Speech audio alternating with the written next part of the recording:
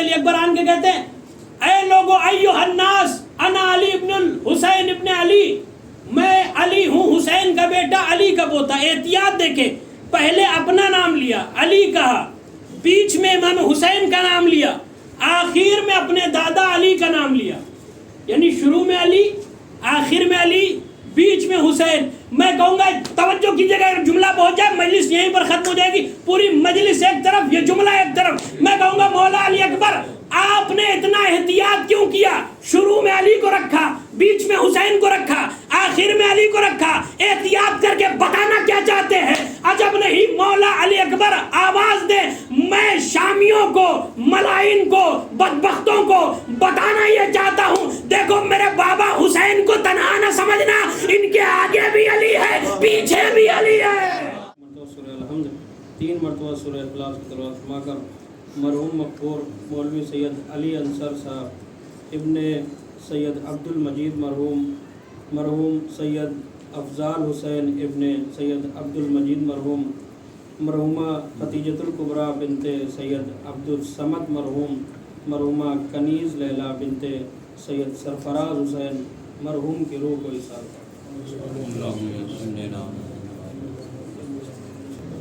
صلوات پڑھیں حضرت آل محمد صلی اللہ محمد وعلى محمد۔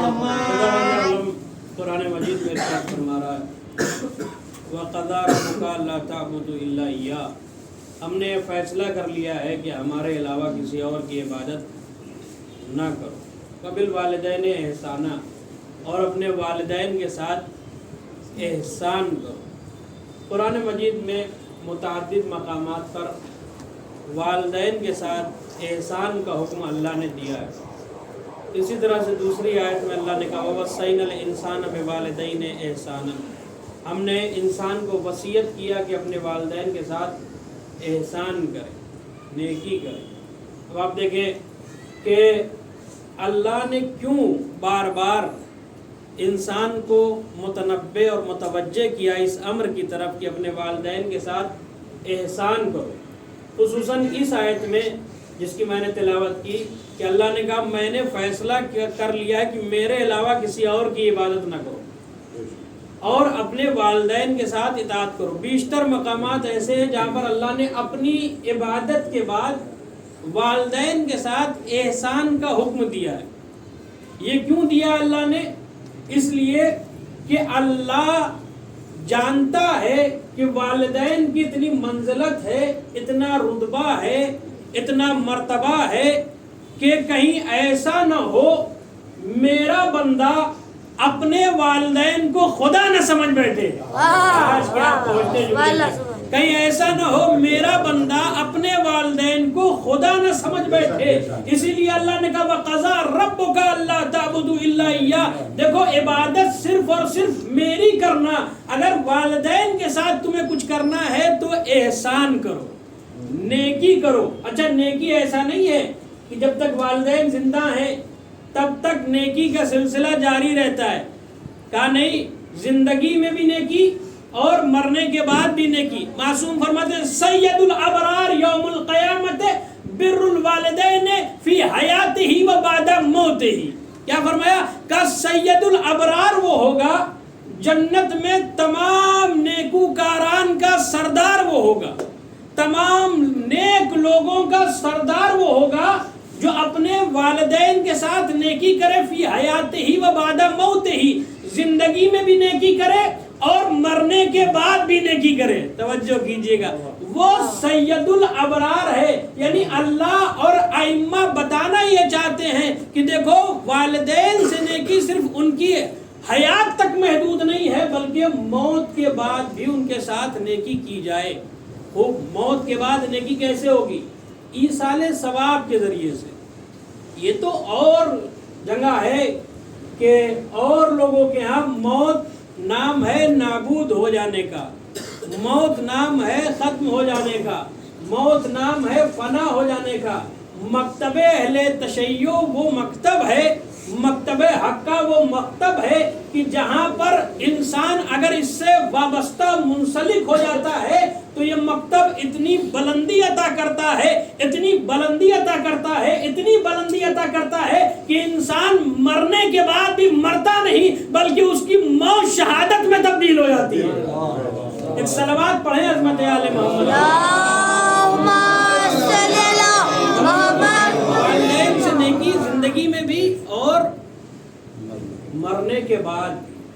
اور آپ دیکھیں کہ جو انسان ایصال ثواب کرتا ہے والدین خوش ہوتے ہیں۔ روایات میں ہے کہ ہر شب جمعہ ارواح آتی ہے اور آنے کے بعد اپنے ورثاء کے دروازے پر انتظار کیا کرتی ہے، شب جمعہ سے لے کر روز جمعہ تک انتظار کیا کرتی ہے کہ میرے وارث مجھے کچھ عطا کر دیں، مجھے کچھ دیں۔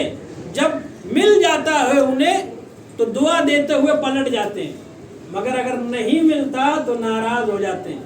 پھر یہ کہتے ہیں کہ ہم نے انہی کے لیے سب کچھ کیا مگر ابھی چند روز ہی گزرا کہ انہوں نے ہمیں فراموش کر دیا۔ اب دیکھیں یہ دنیا عجیب ہے، دنیا عجیب ہے۔ مولا امیر فرماتے ہیں یا دنیا الیک انی غری غیر لا حاجت فیک تلقتک ثلاثہ، اے دنیا دور ہو جا، جا کسی اور کو دھوکہ دے، میں تجھے 3 طلاق دیتا ہوں، جس کے بعد گلے لگانے کا سوال ہی نہیں پیدا ہوتا۔ آپ دیکھیں دنیا کتنی عجیب ہے۔ وہ دوست، وہ رشتہ دار جو ہمہ وقت ہم آہنگ ہوتے ہیں، ملے رہتے ہیں، زندگی میں اٹھتے بیٹھتے کھاتے پیتے آپ کے ساتھ رہتے ہیں، آپ کے سکھ دکھ میں شریک رہتے ہیں، مگر وہی دوست جب اپنے دوست کے جنازے پر آتے ہیں تو وہی دوست کہتے ہوئے نظر آتے ہیں کہ بھیا دفنانے میں کتنا وقت لگے گا، کاش کہ آپ پہنچ جاتے۔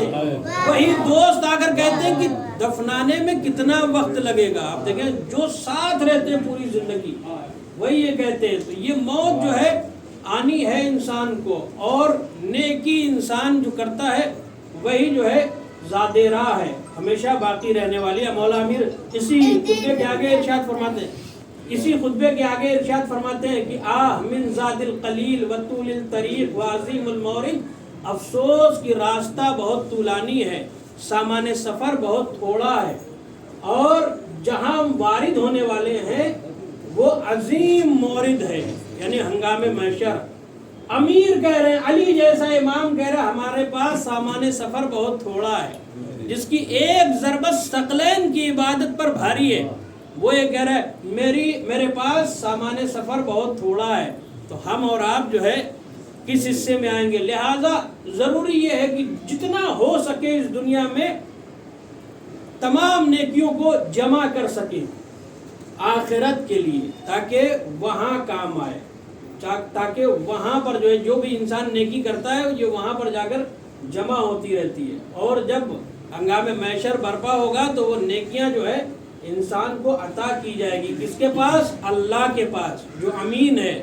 یہ تو اپنے یہاں کا بینک ہے بہت سا جو لے کر بھاگ جاتا ہے، پتہ نہیں ہے گھر میں سیو پیسہ ہے کہ بینک میں سیو پیسہ ہے کہاں، مگر وہ جو ہے جہاں اللہ کے پاس آپ کی نیکی جمع ہو رہی ہے وہ ہمیشہ باقی رہنی۔ میں یہاں بہت دیر تک رکوں گا نہیں، سارے ثواب کے آگے میں آگے بڑھ جاؤں گا یہاں سے۔ اب آپ دیکھیں کہ اللہ نے اسی لیے حکم دیا کہ والدین کے ساتھ نیکی کرو اور میری عبادت کرو۔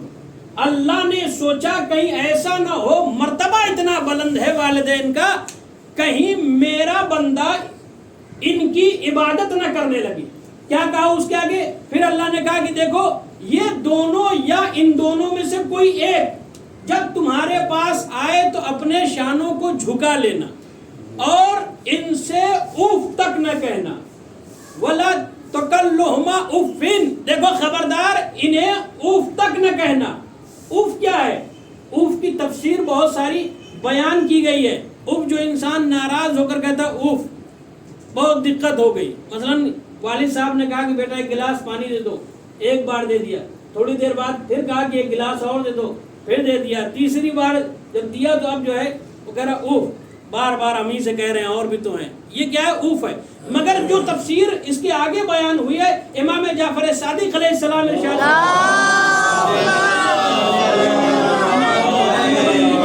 امام فرماتے ہیں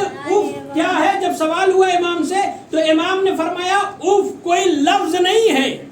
فرمایا کہ اف کوئی لفظ نہیں ہے, اف وہ سانس ہے جو انسان والدین سے ناراض ہونے پر لیتا ہے. کاش کیا بولے, خطیب کی خطابت نہیں, مولا کا قول ہے. مولا نے فرمایا کہ اف وہ سانس ہے جو انسان والدین سے ناراض ہونے پر لیتا ہے.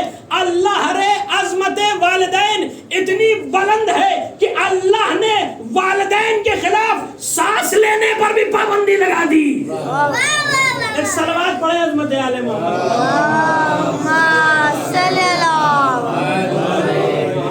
اللہ نے سانس لینے پر بھی والدین کے خلاف اگر کوئی سانس لے رہا ہے تو اس پر بھی پابندی لگا دی. اب آپ دیکھیں کہ یہ والدین کی عظمت ہے. ہم چونکہ مکتب حقہ سے وابستہ ہیں لہذا ہمیشہ باقی رہنے والے ہیں, ہمیشہ دوام ہماری حیات کو ہے. یہ زندگی انسان دوبارہ زندہ ہوگا, پھر جو ہے مرے گا, پھر دوبارہ زندہ کیا جائے گا, تو ساری تفصیلات ہیں. اب آپ دیکھیں ہم ہی وہ ہیں کہ جس کے لیے اللہ نے جنت کو سجایا ہے. یہ پٹری بدل رہا ہوں, تھوڑا ٹائم لگے گا. ہم ہی وہ ہیں کہ جس کے لیے اللہ نے جنت کو سجایا ہے. ازلفت الجنت للمتقین, ہم نے جنت کو سجایا ہی ہے متقین کے لیے. اب متقی کون ہے؟ اب آپ دیکھیں اللہ جنت سب کو نہیں دے گا. کس کو دے گا؟ متقی کو دے گا. دوسری جگہ اللہ نے کہا کہ ہم جو اعمال قبول کریں گے سب سے اعمال کو قبول نہیں کریں گے, صرف اور صرف متقین کے اعمال کو قبول کریں گے.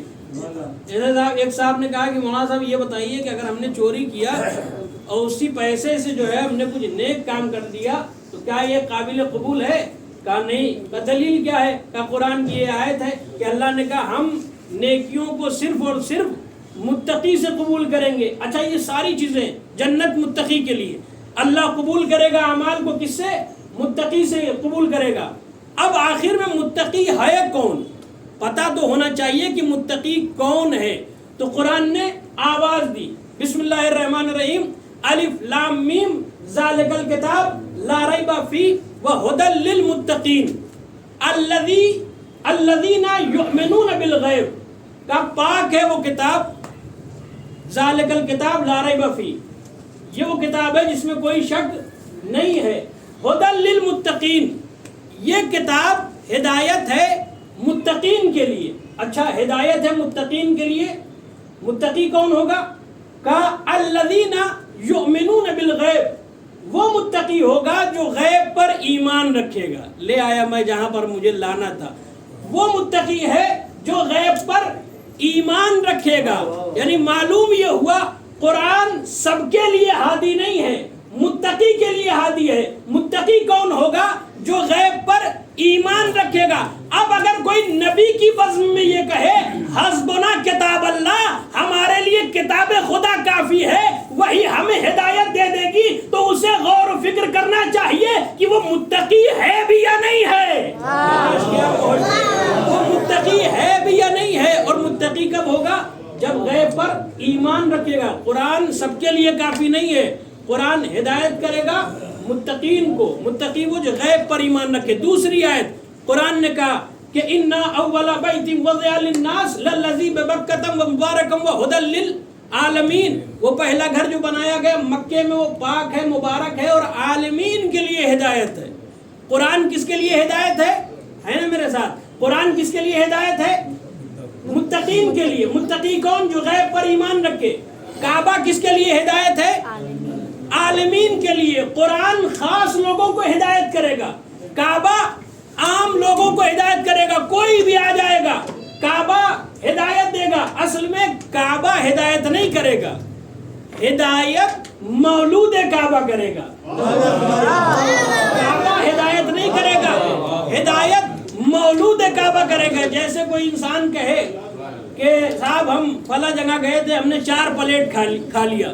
تو انسان 4 پلیٹ نہیں کھاتا, 4 پلیٹ بریانی کھاتا ہے.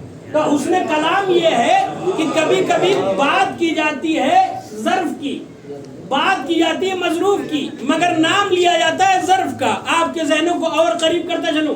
کہا کہ پیاسا جو ہے کنویں کے پاس جاتا ہے, تو کنواں اسے کہا جاتا ہے جہاں پر کچھ گہرائی ہو. اسے کنواں کہا جاتا ہے. تو کنواں پیاس نہیں بجھاتا, کنویں کے اندر جو پانی ہوتا ہے وہ پیاس بجھاتا ہے. انسان پلیٹ نہیں کھاتا, بریانی کھاتا ہے.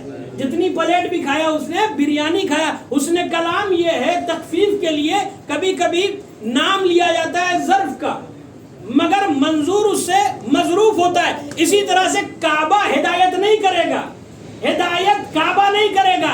نام لیا گیا ہے کعبے کا مگر ہدایت کرے گا مولود کعبہ, ہدایت کرے گا مولود کعبہ. اچھا تخصیص کیا ہے؟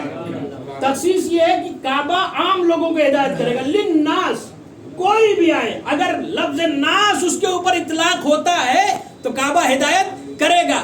قرآن صرف اور صرف متقین کو ہدایت کرے گا. اب آپ سنیے, جو لوگ یہ کہتے ہیں کہ علی نے ہدایت کی تو علی نے فلاں کی ہدایت کیوں کر دی, اور پھر بہت سے لوگ کہتے ہیں صاحب وہ جو ہے حکومت میں سب سے آگے تھے لہذا انہوں نے اتنے ملوک کو فتح کیا, اتنے ملکوں کو فتح کیا, مگر مولا علی کی حکومت 3.5 سال یا 4 سال کی محدود حکومت تھی اور انہوں نے جو ہے کسی ملک کو فتح نہیں کیا.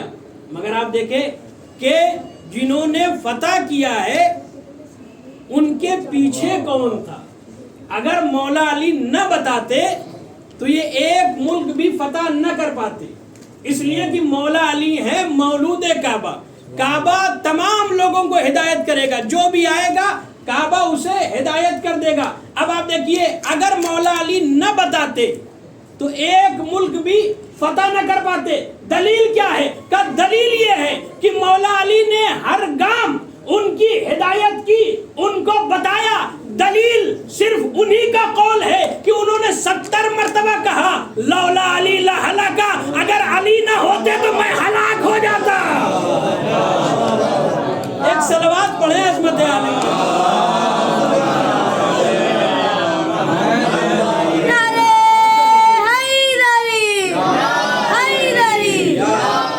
کہا کہ دلیل انہی کا قول ہے کہ انہوں نے کئی مرتبہ کہا, 70 مرتبہ کہا اگر علی نہ ہوتے تو میں ہلاک ہو جاتا. اچھا پھر اعتراض ہوتا ہے کہ صاحب مولا علی نے کیوں ان کی مدد کی, کیوں مولا علی نے مدد کی؟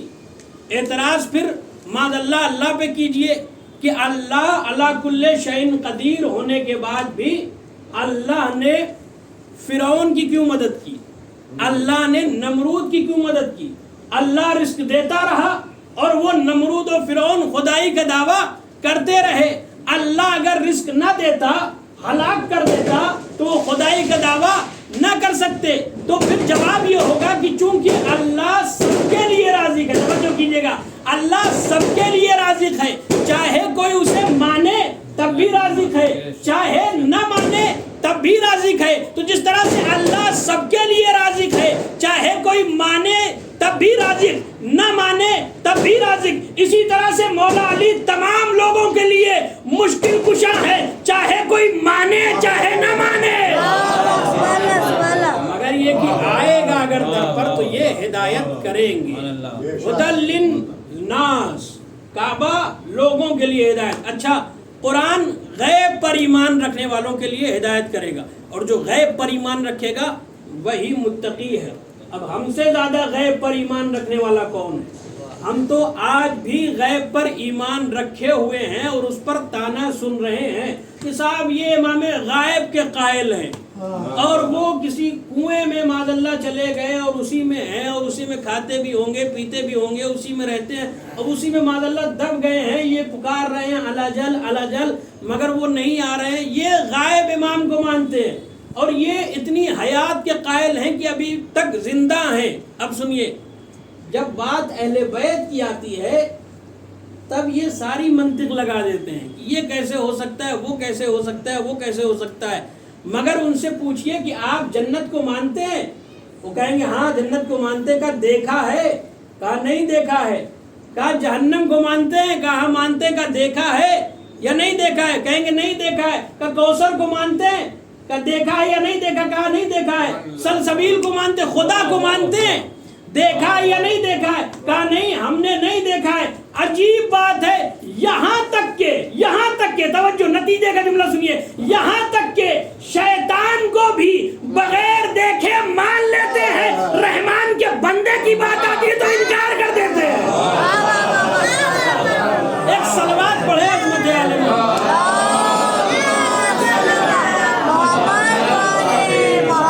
फिर एतराज होता है कि कैसे मुमकिन है कि एक अल्लाह का बंदा वो जो है इमाम गायब हिंदुस्तान में भी हिदायत कर रहे हैं, पाकिस्तान में भी हिदायत कर रहे हैं, उज्बेकिस्तान में भी हिदायत कर रहे हैं, ताजिकिस्तान में भी हिदायत कर रहे हैं, कजाकिस्तान में भी हिदायत कर रहे हैं, ईरान में भी हिदायत कर रहे हैं, अफगानिस्तान में भी हिदायत कर रहे हैं, यूरोप की तमाम कंट्रियों में इमाम हिदायत कर रहे हैं। अच्छा उनसे पूछो, उन्हें हिदायत नहीं समझ में आती, उनसे पूछो ये बताओ कि शैतान, एक ही शैतान अलग अलग मुल्कों में अलग अलग लोगों को बहकाता है। कहेंगे हाँ शैतान ही है जो यूरोप में बहका रहा है, शैतान ही है जो अमेरिका में बहका रहा है, शैतान ही है जो इजराइल में बहका रहा है, शैतान ही है जो अफगानिस्तान में बहका रहा है, शैतान ही है जो सीरिया में शाम में बहका रहा है, शैतान ही है जो उज्बेकिस्तान, ताजिकिस्तान और तमाम ममालिक में बहका रहा है।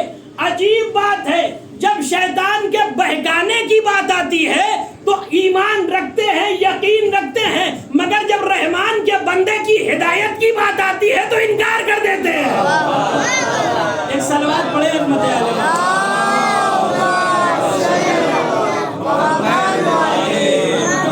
हम जो है इमाम गायब के कायल हैं, इमाम मौजूद हैं और हिदायत देते हैं।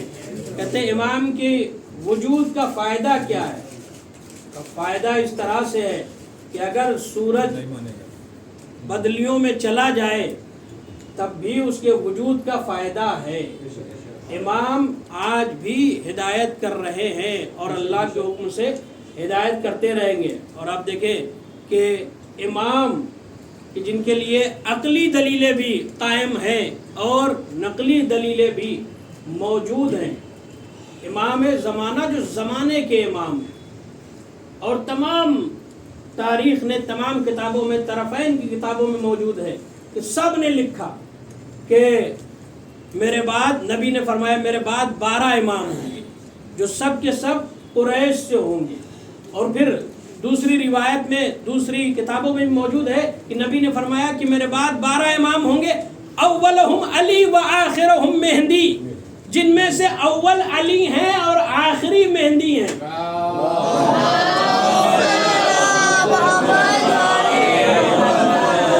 जिसमें से अव्वल अली हैं और आखिरी मेहंदी है। आप तो सोशल मीडिया का जमाना है, बड़ी बड़ी दाढ़ी वाले आज इमाम मेहंदी का इंतजार कर रहे हैं और वीडियो बना बना कर डाल रहे हैं कि साहब अब जो है सीरिया से खुरूज हो रहा है और जो है सुफियानी लश्कर निकल रहा है, इमाम मेहंदी कायम करने वाले हैं, इमाम मेहंदी क़याम करने वाले हैं और ज़ाहिर होने वाले हैं और आने वाले हैं। वो जो है वीडियो बना बना कर कह रहे हैं। मैंने जुमे के खुतबे में अर्ज़ किया था कि हम वो कौम हैं कि हम जिसको मानते हैं उसे सब मानते हैं। इमाम मेहदी के तमाम, कोई भी मसलक के हों, कोई भी धर्म के हों, कोई भी मजहब के हों, सब इमाम मेहदी के वजूद को मानते हैं, सिर्फ थोड़े से फ़र्क के साथ। आप देखें अब वो जो है इंतज़ार कर रहे हैं कि इमाम की विलादत होगी, आएंगे। हम ये कहते हैं कि इमाम की विलादत हो चुकी है, ज़ाहिर होंगे। आप देखें वीडियो बना बना कर कह रहे हैं इमाम की विलादत होने वाली है, इमाम आने वाले हैं, इमाम आने वाले हैं, इमाम आने वाले हैं। हम उनसे कहते हैं कि साहब इतना तवज्जो कीजिएगा, हम उनसे ये कहते हैं इतना इंतज़ार क्यों कर रहे हैं? आप अपनी ही उम्मत में से, अपने ही लोगों में से किसी एक को इमाम बना लीजिए। तवज्जो कीजिएगा, तवज्जो कीजिएगा, अगर बात पहुंच जाए, अपने ही लोगों में से किसी एक को इंतखाब करके उसको इमाम बना लीजिए, तो जवाब देंगे, कहेंगे नहीं, इमाम मेहंदी जो आएंगे वो चूंकि मंसूस मिन अल्लाह होंगे, हदीस में वारिद हुआ है, सहीहैन में वारिद हुआ है, लिहाजा जो इमाम आएंगे वो अल्लाह की तरफ से आएंगे। हम नहीं बना सकते, हम नहीं बना सकते, आखिरी इमाम को हम नहीं बना सकते, इमाम मेहंदी को हम नहीं बना सकते। अब उन्हीं के सर पर कुरान रख के पूछो कि भैया जब तुम आखिरी इमाम को नहीं बना सकते तो पहले को कैसे बना लिया? सकीफा में पहले को कैसे बना लिया? जब तुम आखिरी को नहीं बना सकते, पहले को सकीफा बनी सादा में कैसे बना लिया? اگر منصوص من اللہ ہیں تو امام علی ہیں، ورنہ جنہیں تم نے بنایا ہے وہ منصوص من اللہ نہیں ہے۔ آپ دیکھیں یہ امام ہم جسے مانتے ہیں اسے سب مانتے ہیں، یہ جو ہے امام کے وجود کی برکت ہے کہ آج دنیا باقی ہے، زمانہ قائم ہے قائم کے وجود سے، غیبت میں بسال و ہجر کیف اور کیف نظارہ قائم ہے، ہم خوش ہیں کہ وہ ہیں پیش نظر، وہ خوش ہیں کہ پردہ قائم ہے، حجت سے یہ دنیا باقی ہے، قائم سے زمانہ قائم ہے، قیمت ہے انگوٹھی کی جب تک خاتم کا نگینہ قائم ہے، تسبیح ہے فاطمہ زہرا کا وہ آخری دانہ قائم ہے، جس پاک وسیلے سے اپنا اللہ سے رشتہ قائم ہے، ہاں ان کو مبارک ہو پردہ، ہم اہل نظر کو کیا پرواہ، جب جس سے چاہا مل بھی لیے پھر پردے کا پردہ قائم ہے، ان کو جو عریضہ لکھا تھا محشر میں وہ اپنے کام آیا، طوفان قیامت کا ہے مگر کاغذ کا سفینہ قائم ہے۔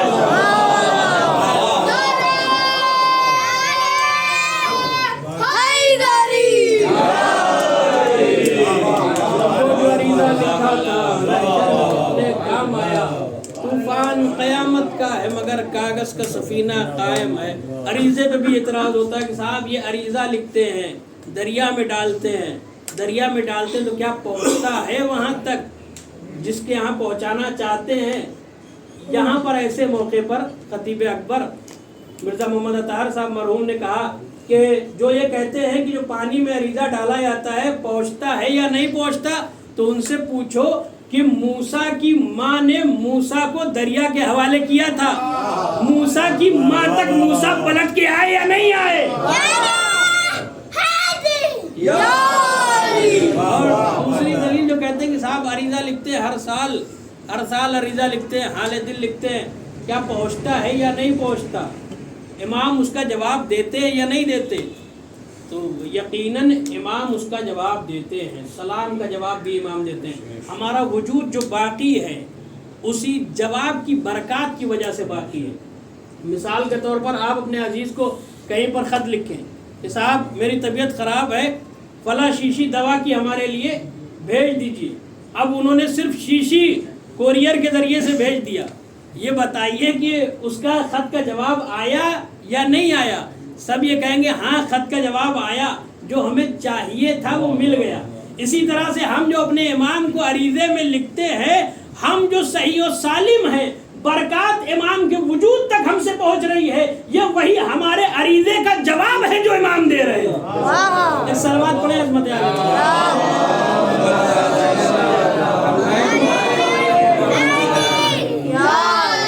امام اسی عریضے کا جواب دے رہے ہیں۔ اب دیکھیں پرسوں کی جو تاریخ آنے والی ہے، شب پیغمبر حضرت جناب علی اکبر کی ولادت کی تاریخ ہے۔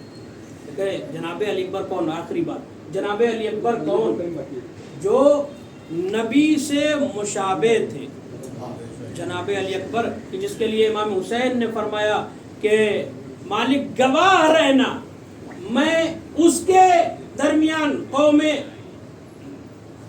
ظالمین کے درمیان اسے بھیج رہا ہوں، خلقن و خلقن و منطقن لرسولک اشبہ الناس، جو تیرے نبی سے مشابہ ہے، اشبہ الناس خلقن و خلقن و منطقن برسولک، جو تیرے رسول سے مشابہ ہے، خلقت میں بھی، اخلاق میں بھی، گفتار میں بھی، رفتار میں بھی۔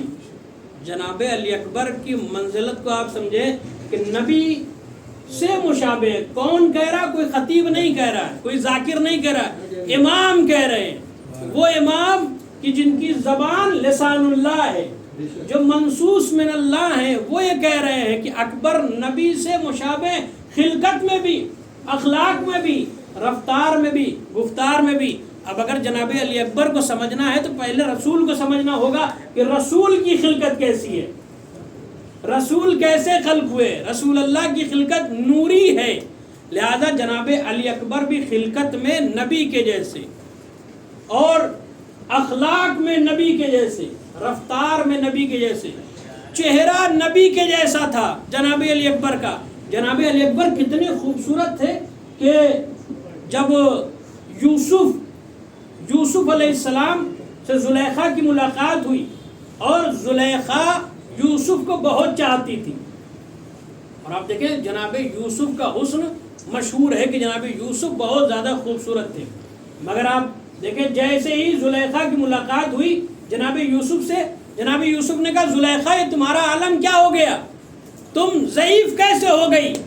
تو زلیخا نے کہا کہ یا نبی اللہ اے یوسف میں تمہاری محبت میں ضعیف ہو گئی، تمہیں اتنا چاہتی ہوں کہ تمہاری محبت میں ہر گلی ہر کوچے میں تمہارا ہی نام لیتی رہی اور میں ضعیف ہو گئی۔ جناب یوسف نے کہا کہ زلیخا تم نے ہمارا حسن دیکھا ہے، جناب علی اکبر کون ہے، تم نے ہمارا حسن دیکھا ہے تو تمہارا یہ عالم ہو گیا، اگر تم محمد کو دیکھ لیتی تو تمہارا کیا عالم ہوتا۔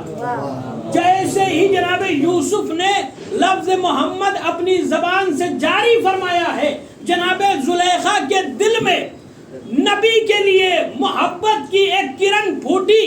جیسے ہی نبی کے لیے محبت کی ایک کرن پھوٹی، اللہ نے کہا کہ یوسف زلیخا کی جوانی پلٹا دو۔ توجہ کیجئے گا، کہا زلیخا کی جوانی پلٹا دو۔ جب تک یوسف کی محبت میں زلیخا تھی جوانی نہیں پلٹی تھی، مگر ذرا دیر کے لیے جیسے ہی محبت محمد قلب زلیخا میں ودیت ہوئی، اللہ نے حکم دیا زلیخا کی جوانی پلٹا دو۔ آپ دیکھیں یہی حسن جناب علی اکبر کا ہے۔ جناب علی اکبر کے لیے یہ ہے کہ لوگ آتے تھے امام حسین کے پاس۔ جناب علی اکبر کا تذکرہ بہت کم بیان ہوتا ہے، یا تو شب 8 محرم میں، شب شہادت میں، یا جو ولادت کی تاریخ ہے ایسے میں بیان ہوتا ہے۔ اب دیکھیں جناب علی اکبر کون ہے جو خلقت میں، خلق میں، رفتار میں رسول اللہ سے مشابہ تھے۔ لوگ آتے تھے کہتے تھے اے حسین ابن علی اکبر کو باہر نکالو، مجھے رسول کو دیکھنا ہے۔ کاش کہ آپ پہنچتے، جملے کی لطافت تک پہنچتے، اکبر کو باہر نکالو مجھے رسول کو دیکھنا ہے۔ اور پھر جب جناب علی اکبر نکلتے تھے، چلتے تھے تو لوگ دیکھتے تھے، اور وہ جو ضعیف بزرگان تھے رسول کے زمانے میں جنہوں نے رسول کو دیکھا تھا، وہ کہتے تھے واللہ اللہ کی قسم اکبر رسول سے مشابہ۔ دیکھیں یہ ہے جناب علی اکبر۔ جناب علی اکبر کون؟ جوان ہے کربلا کے میدان میں، اور جو حق سے وابستہ ہوتا ہے وہ ہمہ وقت جوان رہتا ہے۔ سورہ کہف میں اصحاب کہف کو اللہ نے جوان کہہ کر خطاب کیا، کہا کہ ان الاصحاب کہف والرقیم کانوا من آیاتنا عجبا، اصحاب کہف اور ان کے ساتھی عجیب آیات کے متحمل تھے، اور وہ سب کے سب جوان تھے، وہ سب کے سب جوان تھے۔ جب امام صادق علیہ السلام سے سوال ہوا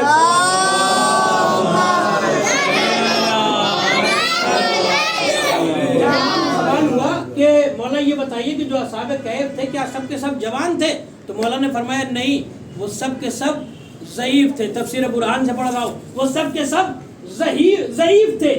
پھر سائل نے کہا کہ پھر قرآن نے انہیں جوان کیوں کہا، فتح کیوں کہا، قرآن نے جوان کیوں کہا؟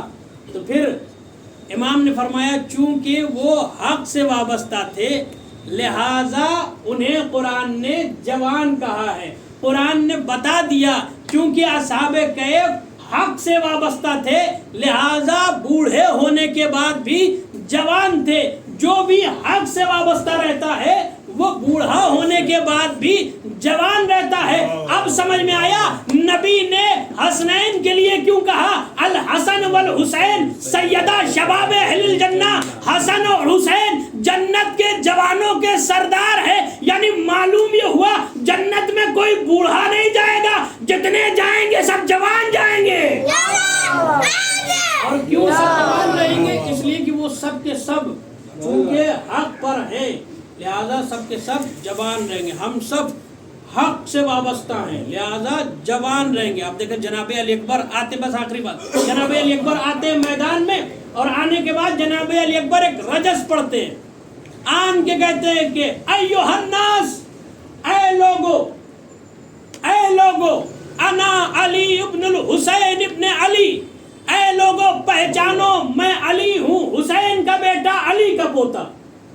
میدان میں پہلے زمانے میں جب کوئی جاتا تھا تو رجس خوانی کرتا تھا، اور اس کے بعد اپنا شجرہ بیان کرتا تھا کہ میں فلاں ہوں، فلاں کا بیٹا اور فلاں کا پوتا، کم سے کم ایک سلسلہ بیان کرنا ہوتا تھا۔ اب سمجھ میں آیا بہت سے لوگ میدان میں کیوں نہیں جاتے تھے، کاش کہ پہنچ جاتے۔ بہت سے لوگ میدان میں کیوں نہیں جاتے تھے؟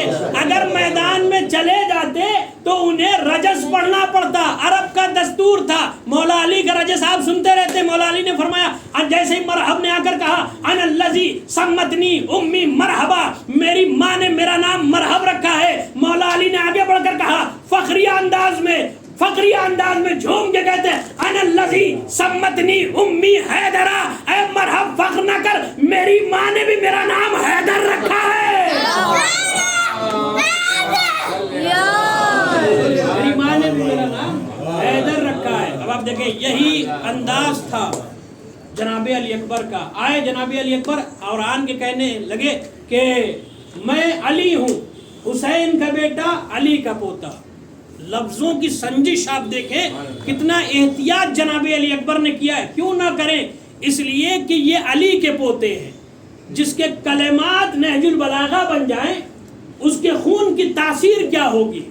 وہ جناب علی اکبر کا پورا رجس ہے جو انشاءاللہ کبھی اور بیان کروں گا۔ جناب علی اکبر آن کے کہتے ہیں اے لوگو ایھا الناس انا علی ابن الحسین ابن علی، میں علی ہوں، حسین کا بیٹا، علی کا پوتا۔ احتیاط دیکھیں، پہلے اپنا نام لیا، علی کہا، بیچ میں امام حسین کا نام لیا، آخر میں اپنے دادا علی کا نام لیا، یعنی شروع میں علی، آخر میں علی، بیچ میں حسین۔ میں کہوں گا توجہ کیجیے گا، جملہ پہنچ جائے مجلس یہیں پر ختم ہو جائے گی، پوری مجلس ایک طرف، یہ جملہ ایک طرف۔ میں کہوں گا مولا علی اکبر آپ نے اتنا احتیاط کیوں کیا؟ شروع میں علی کو رکھا، بیچ میں حسین کو رکھا، آخر میں علی کو رکھا، احتیاط کر کے بتانا کیا چاہتے ہیں؟ عجب نہیں مولا علی اکبر آواز دے، میں شامیوں کو، ملائن کو، بدبختوں کو بتانا یہ چاہتا ہوں، دیکھو میرے بابا حسین کو تنہا نہ سمجھنا، ان کے آگے بھی علی ہے، پیچھے بھی علی ہے۔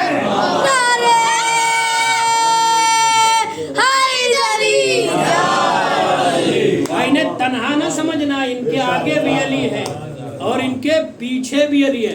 اب جو مولا علی کے پوتے نے جناب علی اکبر نے حملہ کیا، اس کے بعد مولا علی اکبر فرماتے ہیں میں تمہارے اوپر اس وقت تک حملہ کروں گا تلواروں سے جب تک تمہیں خیبر کی ضرب یاد نہ آ جائے، اور نیزوں سے میں اس وقت تک حملہ کروں گا جب تک نیزے کی نوک ٹیڑھی نہ ہو جائے، اس وقت تک میں حملہ کرتا رہوں گا۔ اس کے بعد جب مولا علی اکبر نے پہلا حملہ کیا ہے، 700 سے زیادہ ملائن کا سر فضا میں بلند ہونے لگا اور اجسام زمین پر کٹ کٹ کے گرنے لگے۔ یہاں پر سرکار خدا سخن میر انیس کہتے ہیں وہاں شامیوں میں شب تھی ادھر نور کا تڑکا۔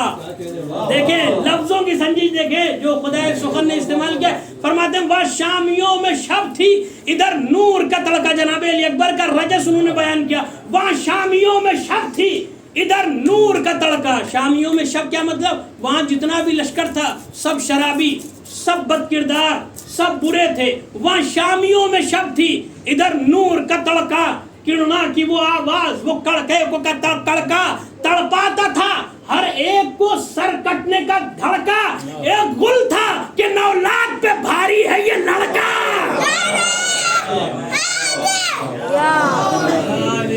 ایک گل تھا کہ 9 لاکھ پہ بھاری ہے یہ لڑکا، وہاں شامیوں میں شب تھی ادھر نور کا تڑکا، کرنا کی وہ آواز، وہ کڑکے کو کڑکا تڑپاتا تھا ہر ایک کو سر کٹنے کا دھڑکا۔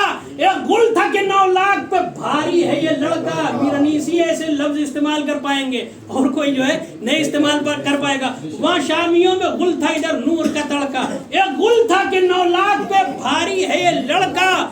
تن جلتے ہیں کس سے کہ جو بر کس میں نہیں ہے، ہر جسم سر جسم سے اڑ جائیں گے فرق اس میں نہیں ہے۔ یہ جناب علی اکبر کا رجس ہے،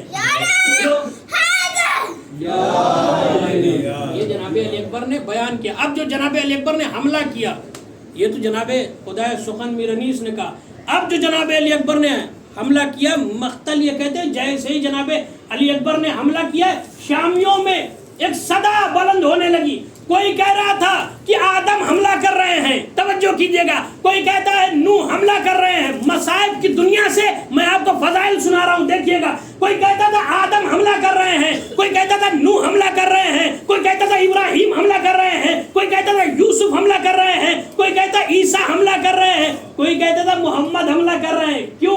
اس لیے کہ اکبر وہ ذات ہے کہ جس کے جسم میں ایک ہی وقت میں دو ذات ودیت